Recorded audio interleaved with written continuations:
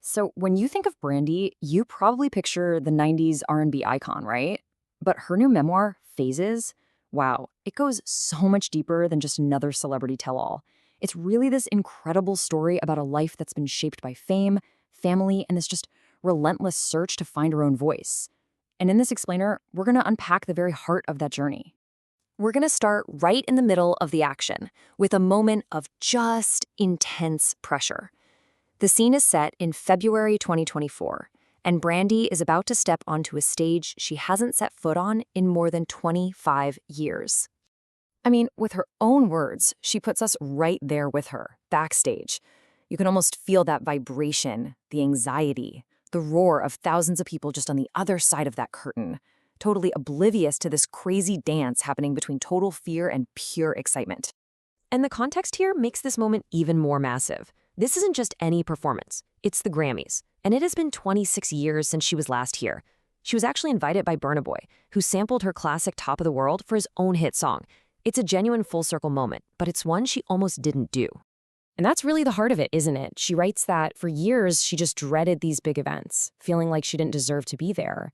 And so in this huge comeback moment, this jolt of fear just washes over her. After all this time, will anyone even care? It's pretty much the ultimate fear for any artist, just laid bare for everyone to see.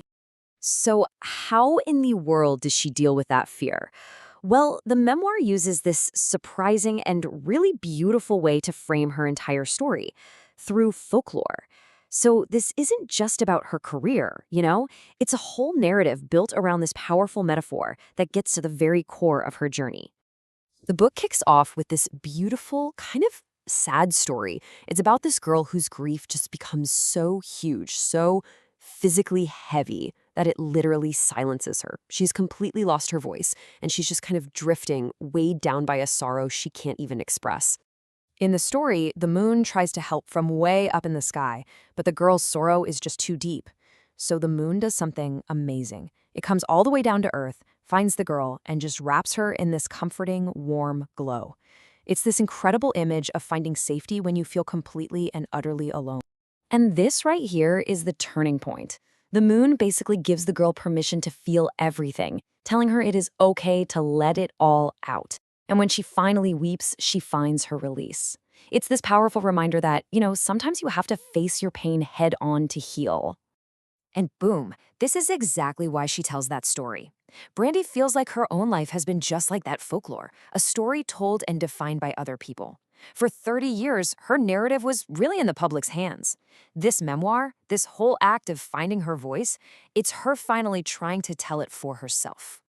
Now, to really get why this matters so much to her, we have to go back, way back, to where her story truly begins.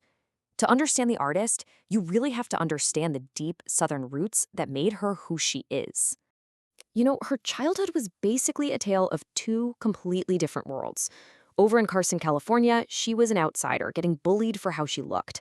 But the summers she spent in Macomb, Mississippi, that was a total escape. It was her safe haven, a place of freedom, and just feeling like she belonged, in a way the suburbs never could be. And somewhere between these two places, that's where her incredible gift was first noticed. Her father, who was a phenomenal singer himself, was the first one to hear something truly special in her voice. He trained her in their church's a cappella gospel choir, and that's where she learned to blend, to harmonize, and ultimately to share that gift with the world.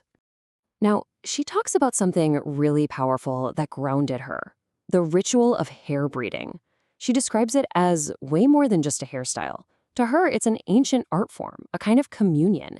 It's this whole sensory experience, the smell of the oils, the sound of the combs, even that familiar ache that connected her to generations of women who came before her. And this is why it was so much more than just hair. While her grandmother braided, she would tell stories about her own childhood, about Brandy's mother. The braids literally became a vessel for their family history. For Brandy, this whole ritual was a direct, physical link to her heritage, and she wore it like a crown. But that family legacy, it was woven with more than just stories. It carried the heavy weight of a really dangerous and courageous history, all centered around her grandfather back in Mississippi. I mean, just listen to this. This is the world her family was living in. The paradise that she knew as a kid had this incredibly dark, violent past. Back in the 60s, Macomb was basically ground zero for resistance to the civil rights movement. It was a place where segregation was absolute and suffocating. And when you look at the timeline, it is just chilling. In 1961, the first Freedom Riders show up, and the backlash is immediate and brutal. That very same year, Black families and students bravely boycott the segregated schools. But by 1964, the town was in the grip of the KKK, and they firebombed 16 homes, churches, and businesses in this wave of terror. And right in the thick of all this was her grandfather, Papa. As a Black business owner and a member of the NAACP, he put absolutely everything on the line. He used his bus service to get protesters where they needed to go and to make sure student activists who'd been expelled could still get to a school an hour away. But being that brave, well, it came at a terrifying cost. One night, a lit stick of dynamite was thrown right onto his family's doorstep. The explosion shattered their windows and blew the front door clean off its hinges. Her mother was only 13 years old. This was the brutal reality and the deep resilience that was woven right into her family's history. And so all of this, the history, the search for her voice, that deep-seated resilience, it all comes to a head in that one moment, back on that Grammy stage. As she's standing there, she thinks back to the young girl who first sang on that stage, the girl who just wanted to soar higher and higher. And she asks this question, a question about the side of success that no one ever really warns you about. Because that vertigo, that feeling, it's real. It's the dizzying fall that comes when you can't live up to the image people have of you. It's the bruises you get from being betrayed. And it's that hollow, empty feeling of being treated like a memory, of hearing people talk about you only in the past tense. These were the burdens she carried for so many years. And that really brings us to the heart of it all. The memoir and her return to that stage, it's an act of embracing everything, the good, the bad, every single phase. She finally realizes she can't move forward until she stops running from her past. And by taking us all back to the very beginning, she reclaims her own story, she finds her voice, and finally, she gives that lonely girl from the folklore a release.